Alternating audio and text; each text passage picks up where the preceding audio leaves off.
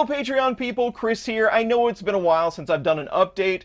I was able to take a little bit of downtime this summer, so I haven't been in the basement as much over the last couple of weeks, but this week has been very busy. We're trying to get everything ready to head out to ERRF in Baltimore. I'd like to get some projects to take with me, but it's getting down to crunch time here. We've got around 40 days, and I'm just a little bit stressed, but we'll get through it. I've got a lot of other content as well. I just finished up a video on how to do manual button presses in Marlin to do different tasks, so that will be coming up very soon. I also did get a very exciting 3D printer from Zax, the Z3. It's a monster.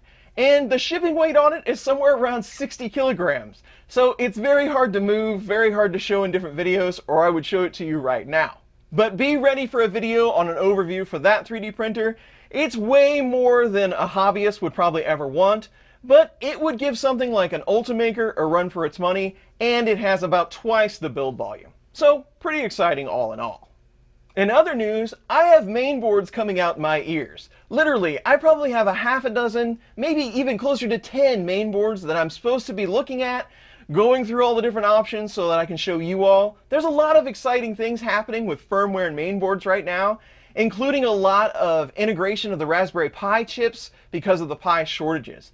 I've got a handful. I want to get them done as soon as I can, but again, I've been taking a little bit of downtime, and those mainboard videos take a lot of work. So I'll get to those as soon as I can. We also do have a couple of other printers that are going to be coming in, as well as some stuff from Prusa. We do have an enclosure ordered. I don't know when it's going to be here, but stay tuned for that live stream. I'd also like to get just an all-around live stream together, maybe for the Patreon folks. Those are always really hard to schedule, but we're long overdue.